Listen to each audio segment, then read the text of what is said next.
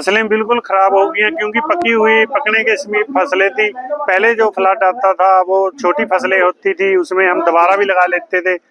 और ये कहते हैं कि हमने पोर्टल खोल दिया है।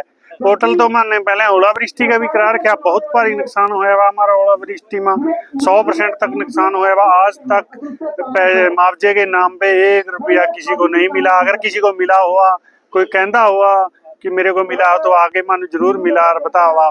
तो आप भी पोर्टल खोल दिया, एक दिन बंद है एक दिन चल रहा है। ये पोर्टल के नाम पे हमको चुप करा देते हैं और बाद में देने के नाम पर एक ठेंगा दिखा देते हैं, कुछ नहीं देते। पूर्ण 100% खराब होगी जी। पहले जो छोटी फसल होती थी उसमें 50%, 60%, 40% ऐसे एवरेज आती थी।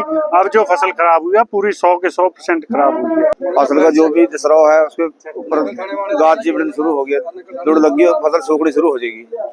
उसके बाद फसल नष्ट होने को है, जो धूप पड़ेगी जो फसल सूख दी जाएगी। फसल में बहुत काफी नुकसान होगा। हमारे 10 गांव है, 10 गांव में पानी आया। ऐसे में नुकसान क्या नुकसान की बात है, कितना नुकसान जो है? नुकसान तो जी देखो कहीं तो 100% है, कहीं 70-80% है, इससे कम तो होएगा नहीं कहीं भी। क्या आपको लगता है फसल पकने के बाद जो आपकी लागत थी वो निकल कर आएगी? नहीं जी, जो फसलें ज्यादा डूब चुकी हैं, कग्गर का पानी जिसको लग गया वो फसलें तो हमारे 10 गांव में खराब है। जो कग्गर का पानी लाल आया उसके सब वजह दौड़ लगी इसको। और जनरल सेक्रेटरी शहीद भगत सिंह। और जो आपने बात फसलों की है, जितनी भी बरसात हुई है उसमें सबसे ज्यादा नुकसान पूरे पंजाब का तो हुआ ही है, साथ में हरियाणा का भी हुआ है। और जो पिछले दिनों ये अपना बंदा टूटा है सापर कांगरी का, उस पानी ने, और ये इधर से नहर का पानी था, इसने हमारा सारे का सारा नकल हल्का वो फ्लडेड बना दिया, जिसके अंदर लाखों एकड़ फसल का नुकसान है। और हमें पता चला है कि क्षतिपूर्ति पोर्टल है जो वो खोला गया है, लेकिन हम सरकार से पूछना चाहते हैं, वो तो आपने पहले भी खोला और पहले खोलते हैं। पीछे हमारी सरसों बिल्कुल 100% खराब हुई थी, लेकिन आज तक 1 रुपया नहीं आया।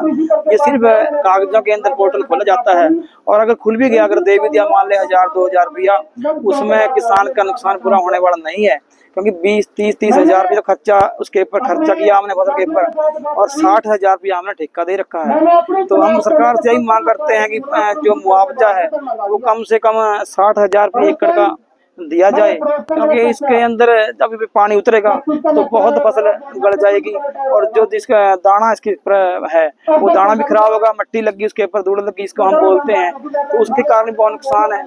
गन्ने के अंदर भी सेम के कारण उसका भी जो झाड़ है वो कम होगा, और पशुओं का चारा है वो भी इसके अंदर बहुत खराब हो गया है। तो हम सरकार से बेनती करते हैं कि इन सब का जो मुआवजा बनता है वो किसानों को दिया जाए।